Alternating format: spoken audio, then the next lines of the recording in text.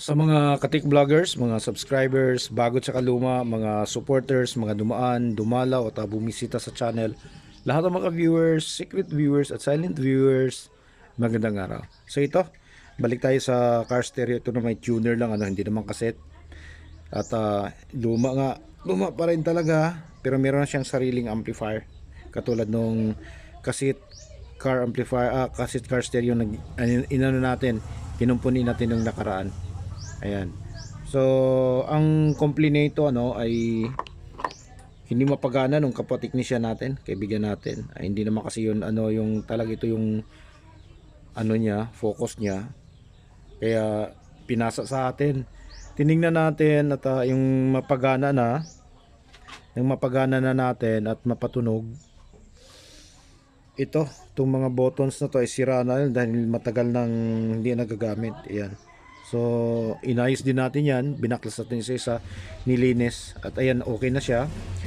Pagdating naman sa tawag nito, sa radyo, okay na yung kanyang EM. Ang problema yung FM. Dahil nga Japanese standard pala siya, yung frequency niya mababa lang. Para sa mga hindi nakakaalam, yung frequency ng yung Japanese standard, yung FM frequency nila ay hanggang 90 lang pinakamataas. Ito naman hanggang 89. Kaya wala tayong masasagap na FM station dito sa atin. Pwede naman natin siyang lagyan ng dito, FM converter para makasagap Pero yung di bali na daw, sabi ng may-ari, ang tanong niya kung maaari ba daw lagyan ng Bluetooth board katulad ng ginawa natin sa cassette. So sa pagkakabit naman ganun, wala namang problema dahil kakabit lang naman natin yung sa loob. Tapos hahanapin natin yung input, saan yung input ng preamp, doon natin itatap. So madali lang. Pero dito sa ganitong klase, ang gusto kong mangyari dito, dahil hindi nagagamitin yung FM, itong button ng FM na to, ito yung gagamitin natin para sa Bluetooth. Na nag-EEM ka, pindutin mo yung EM, gagana yung EM. Kapag mag-EFM ka, mamamatay yung EM, tapos lalabas, gagana ngayon yung Bluetooth, yung gagamitin nating Bluetooth. Ito yung hinahanap ko na supply kung saan siya nanggaling. Ito yung natin, ito yung tawag nito, ito yung IF system ng FM. Ito yun. So sa pin number 3, nandyan yung kanyang BCC. Yung BCC niya dito. Ito yung hindi siya pin number 3 kasi ito yung number 3 nandiyan dito 11, 12, 13. Pin number 13 kasi 20 pin to lahat. Pin number 13 dito. Nandito yung supply. Papakita natin sa inyo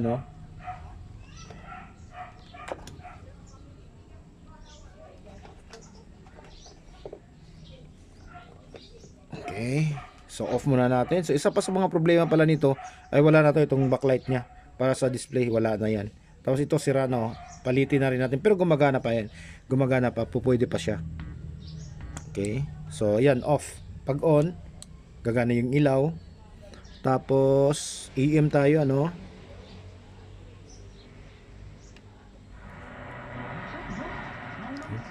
Yan, EM yan. Search tayo ng station.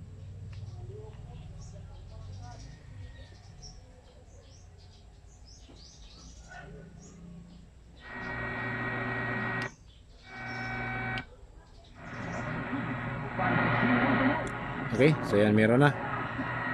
Yan, medyo wala tayong mahabang antena kaya hindi ganong malinaw.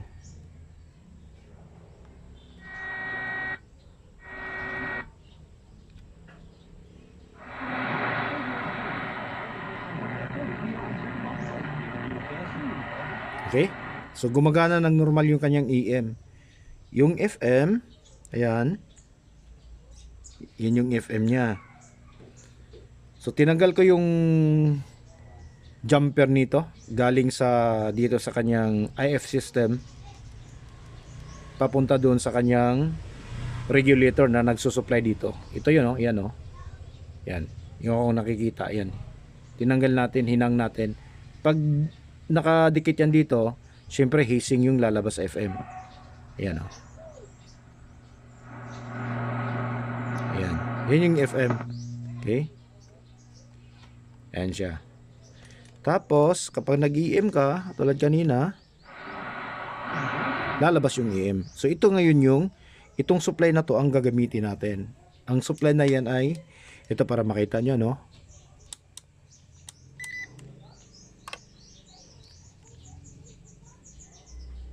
Ang supply na yan, ang gagaling dito sa, ito yung regulator na yan, no?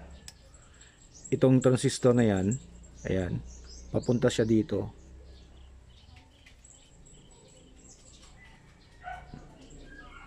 Dito. Ayan o, wala. Kapag naka-EM ka. Pero kapag naka-FM ka,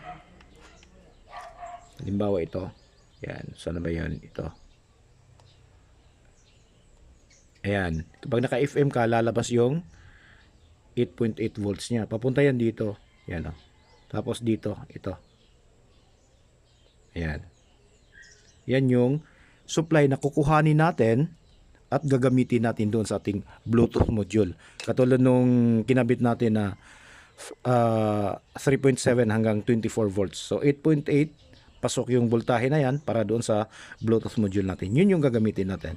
At para wala na tayong ibang switch na gagawin kapag magbo-Bluetooth tayo, dito na lang tayo.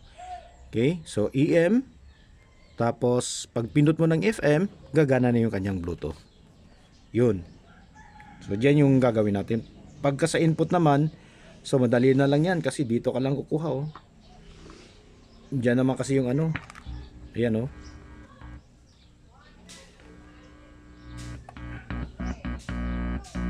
Okay, so madali lang kuhanin. Andiyan lang siya. Yan. Diyan ka na lang magtatap. Tapos meron tayong kunting pahabol ano. Para sa mga baguhan ano kung papaano ikakabit yung mga ano natin. Tinatawag natin mga wires para hindi sila malilito. Kasi itong mga wire na to, ang nakalagay dito, katulad ito ano. ILL, ACC, battery. Ito pa nga pala battery, ito yung battery. Tapos ILL naman yung kulay dilaw. Okay, so ano ba yung ILL? So ILL, illumination. Ito yung nakikita yung ilaw na lumalabas dito. Pinaka backlight ng mga button. Ayan. Kapag ginakabit mo yan doon sa ILL control, may makikita naman yan sa mga ano, sa mga tawag nito. Sa fuse box may mga marka naman yan nakalagay ILL. Pag inaano mo yan doon tapos kukontrolin mo yung ILL sa sasakyan, pwede mong hinaan at lakasan yung ilaw dito, makokontrol mo. Tapos itong ACC naman, itong kulay pula, ayan, itong ACC na yan, dito wag kang magkamali na pagsamahin mo yan sa battery, tap mo direkta sa battery kasi kapag ginawa mo yan, pwedeng ma-drain yung battery kapag nakatambay yung sasakyan ng mga ilang araw, ilang linggo, pwedeng ma-drain yung battery. So kailangan yung ACC natin, talagang doon yan kakabit sa ACC, sa accessory niya, sa susian. Okay? Tapos itong battery niya, ito, direkta sa battery yan. Okay? Direkta sa battery. So kapag nakapatay yung susi, yung stereo mo patay din yan. Hindi kumakain ng voltahe yan ng malaki. Meron mang standby pero napakaliit lang, napakaliit. Tapos dito naman, ito may isa pa ako dito. Ito blanco to dapat to tanggalin niya natin. Tanggalin natin yung supply. So ito dito, yan. Ganyan ang maigi. Ito yung speaker terminal. Dito kabila, ito yung auto antenna yata. Iwan ko lang, hindi ko na makikita. So ito dito, yan, baka magtataka kayo na ano, kasi madalas yung connection ng speaker ganyan. Magkakasama yan, magkakasama dito, kaya ito magkakasama. Pero dito sa ganito hindi. magkakasama ito. Ang titingnan mo kasi dyan, para hindi ka malito, yung kulay. Kailangan magkakapareho sila ng kulay.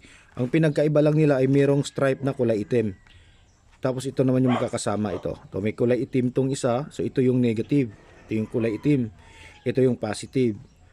Ito naman sa kabila, ito naman yung, ayan, may kulay, may stripe na itim din. Ito naman yung negative, ito yung positive. So magkakasama sila ito.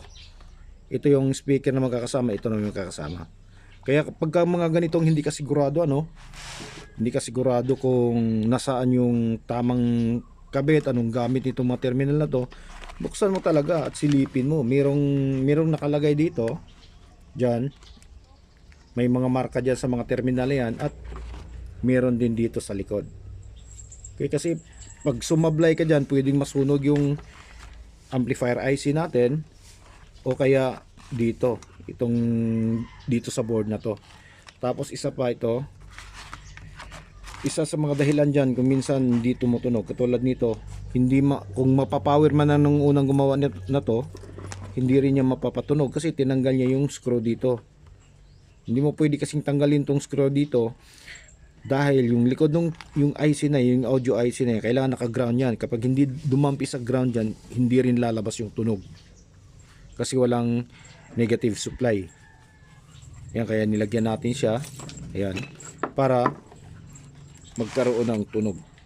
Mapapower mo man yan, no normal man yan lahat, pero tunog wala, hindi mo mapapalabas. Okay, so yun yung mga babantayan natin sa mga ganitong lumang mga modelo. Yan, so hanggang dito na lang siguro tayo, so sana'y makakatulong to. So maraming salamat, God bless at bye bye.